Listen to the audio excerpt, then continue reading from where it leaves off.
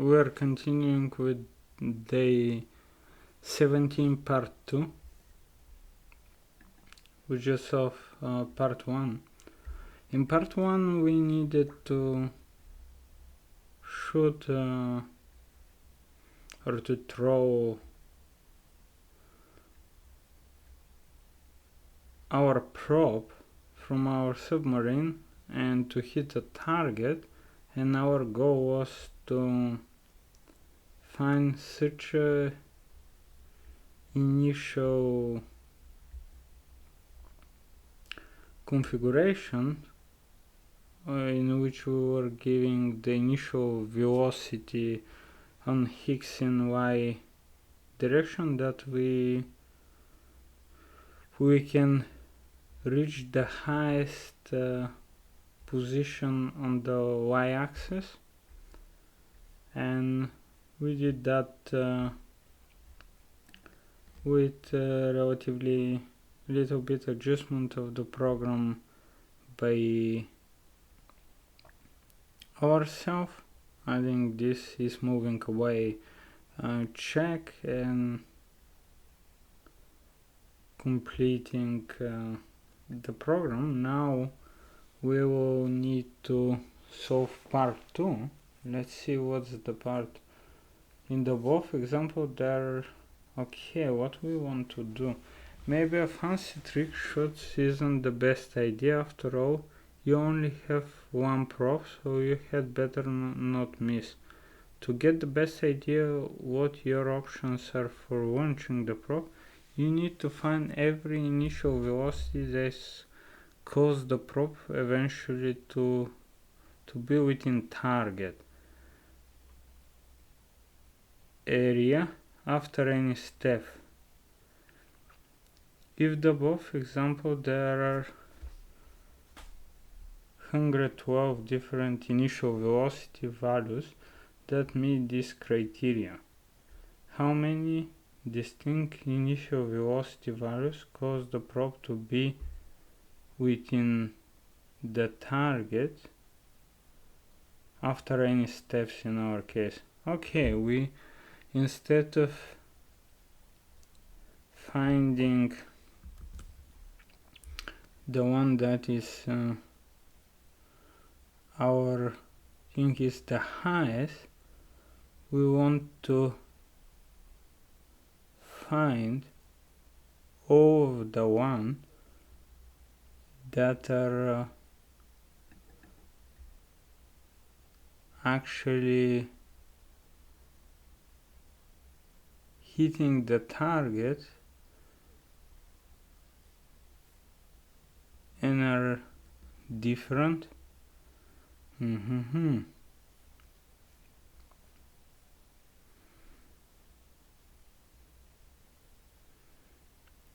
We need here, when we do all of this stuff, actually to check is it in target, and if so, to simply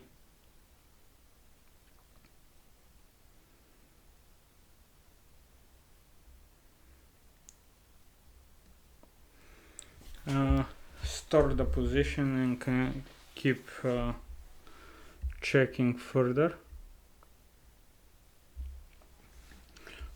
Okay, let me do that by copying day 17 part 1, and we have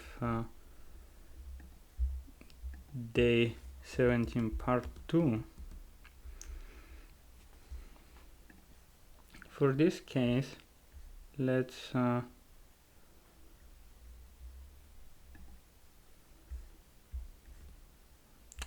to regenerate the program for the previous part, and because we never being able to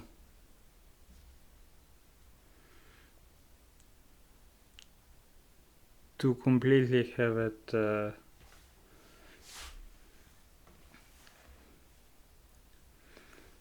having it complete. Now let's see if that will work, and after that we can use the same thing simply to modify it, part 2 instead of max height to use the positions in which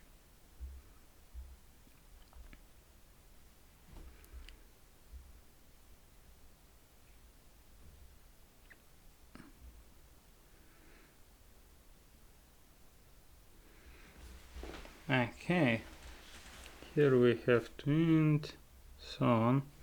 Okay, this program looks legit.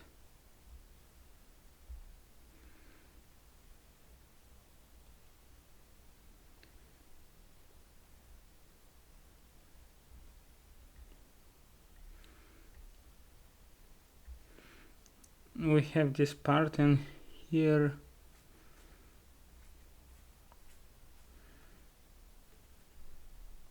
we can see that dispersion on the range and so on, it's wrong.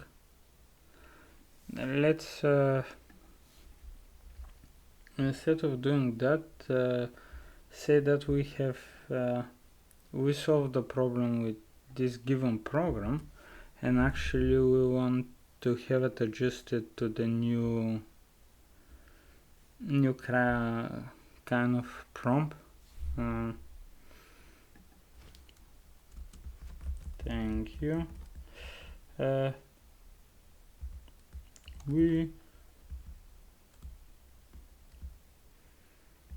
have solved the program with the following Golang code.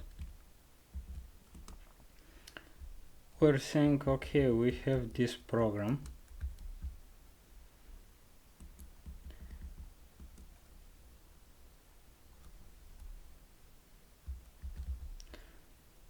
instructions, the requirement changed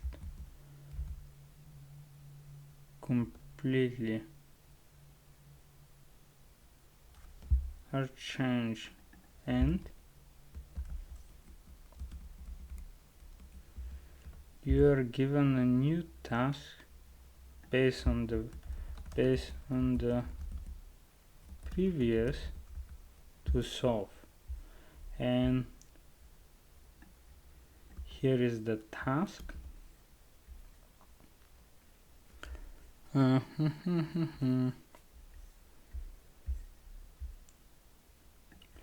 Let's see if that will help to modify the program.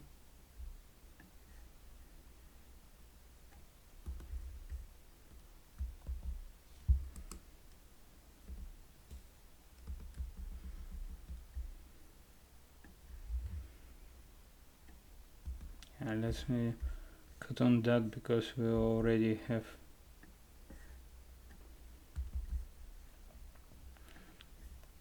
and let's put that as the input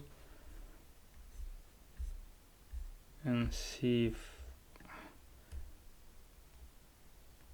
okay, the API is simply completely down. Let me try with some of these other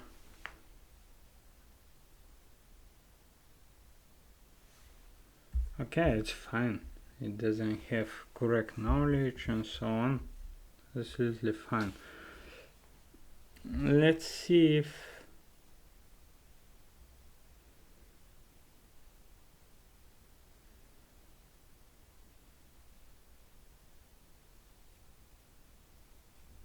if this Saga is able to solve the problem. Okay, in this case, because GPT wasn't there, we are using Saga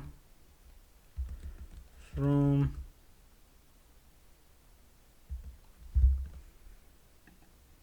example.com.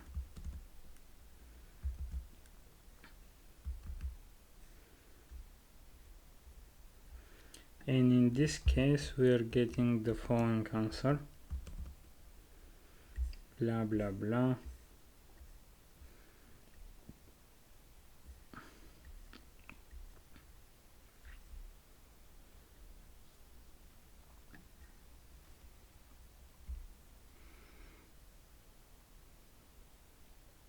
Let me see how good is Saga in solving this kind of problems.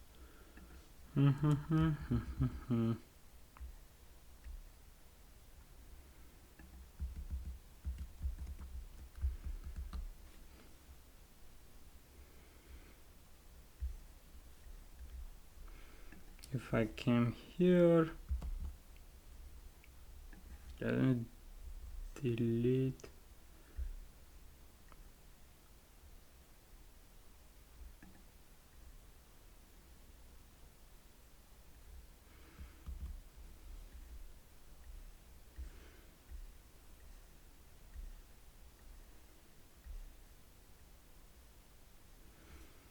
to solve this task.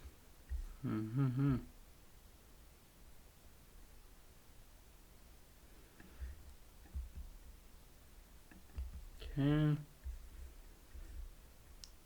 here is some.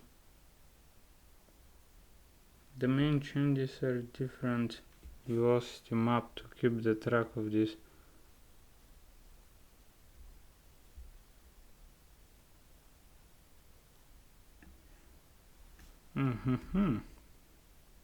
Okay, let me look at the code.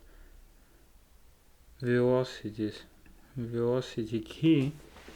Okay, we're checking if it's in target array, and if that's the case, we're saving the coordinates, and at the end we're simply counting. Let's try it with the test input.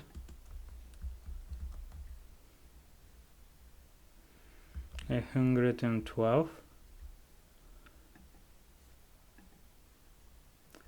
It's exactly what we expect, and let's try it with our humongous input. 5,900 and so on. Okay, our Saga bot was able to solve our task due to GPT-4 not being available. That's very good to know. Hope it was useful for you, and see you in the next video. Bye for now.